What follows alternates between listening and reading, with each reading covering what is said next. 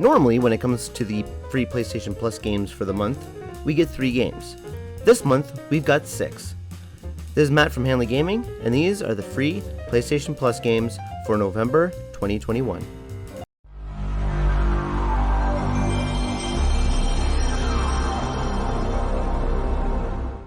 So the first 2 games are VR exclusives, so I can play them.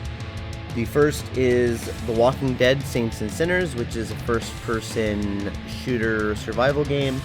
And the other one is Until You Fall, which looks like a first-person VR RPG game.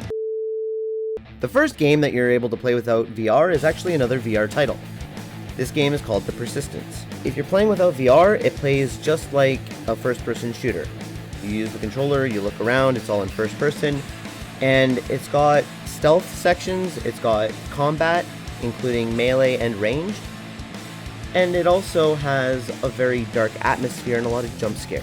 Now, you're searching around a ship that everybody else has died on, and you're scavenging for parts and supplies so you can craft better weaponry and get better abilities throughout the game. And anytime you die, the whole layout of the ship changes. So if you're exploring and you get killed, then everything changes, and all of the enemies that you've killed, there's enemies now to replace them, and the whole layout of the ship changed, so you don't know where anything is. So you've got to re-explore all over again, which makes the game interesting and adds more variety to the game. Now, I wouldn't say that this is the best game I've ever played or anything, but it is a good game. I had fun with it. I will keep it on my console and continue to play it at a later date. Next is Knockout City. This game was made by EA, and there's not much that I have to say about this game. It's a dodgeball game where you can throw different types of balls with different abilities on them. You can throw your teammates, they turn themselves into a ball. But most of it is against bots. Now, I don't know if it's because nobody is playing this game anymore. It didn't really have a good launch. It plays like a free title, but it costs money. And it doesn't have very much variety in terms of gameplay. Again, it was a good concept, but it was executed very poorly. In order to play ranked matches, you have to play a lot of unranked matches to level up to be able to do the ranked matches.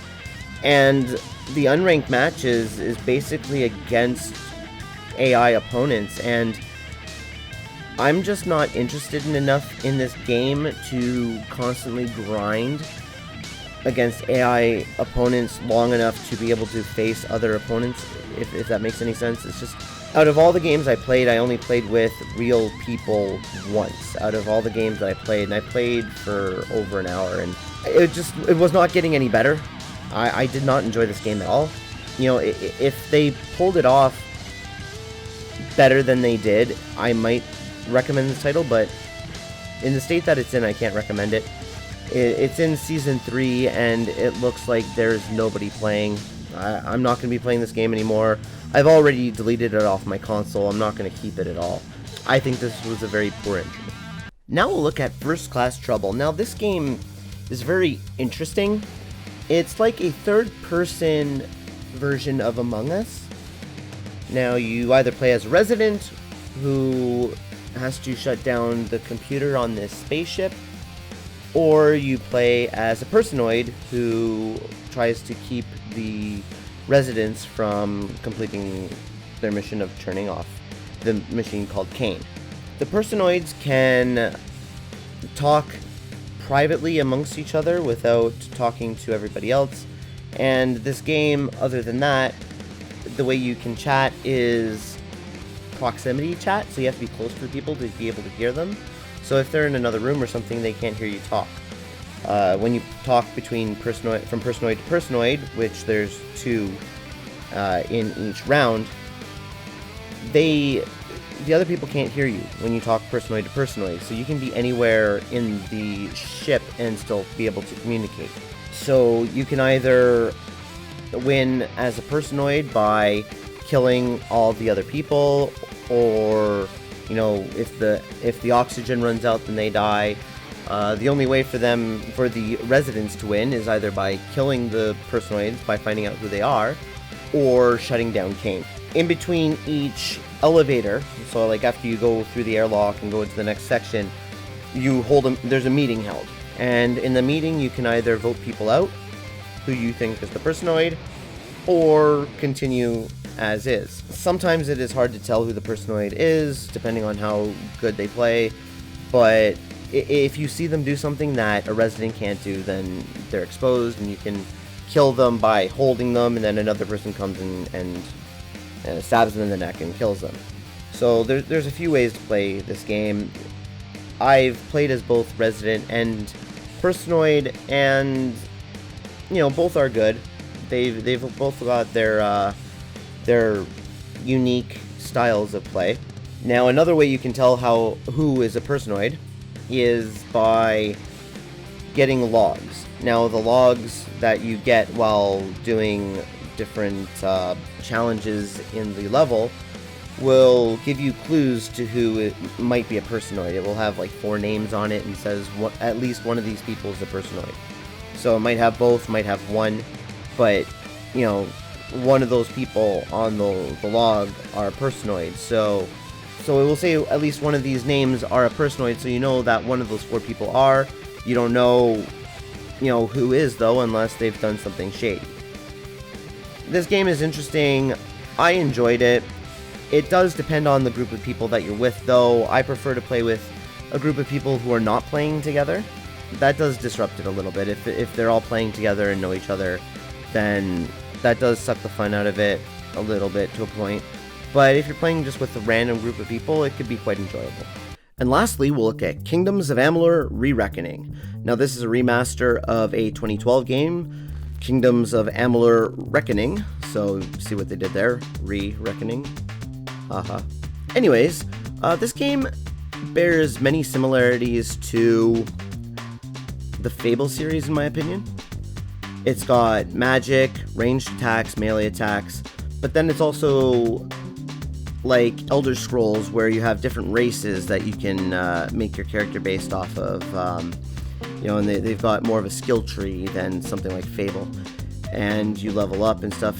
So it's got its own style, but it's very similar to both, I'd say, a cross between Fable and Elder Scrolls.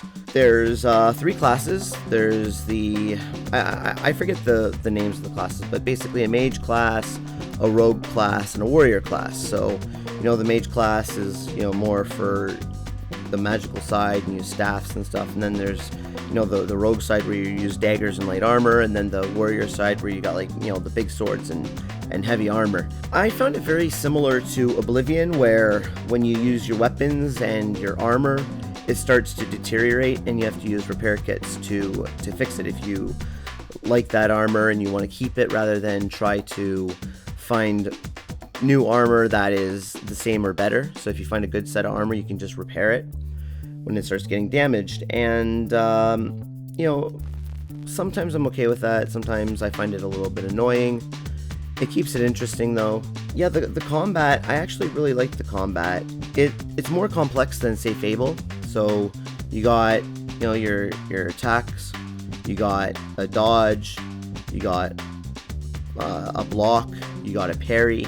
So, there's more variety than, say, a Fable where it's just dodge and attack. So I actually really enjoyed this game. You can feel the age on it a little bit with some of the animations, some of the movement and stuff. You do feel the age of the game, but it's not that big of a deal. It is still a fun game. I'm enjoying it. And it's got a lot of side quests like any other open world RPG. It's got the main quest, side quests, a lot of things to do, a lot to explore. Good combat, variety of enemies. So yeah, if you like RPGs and you like Elder Scrolls and Fable, you should like this game. I think it's one of the better games that was released this month for PlayStation Plus. I'd say definitely give it a try, and let me know what you think in the comments below, as well as with the other games as well. Let me know what you think in the comments below for all the games for this month. Tell me what you think, if they're good, if they're bad, if you're going to try them, if you haven't already, or if you're just going to pass on this month. The games are still available till next Tuesday when we get December's free games of the month. So I'll see you guys in the next video. Later.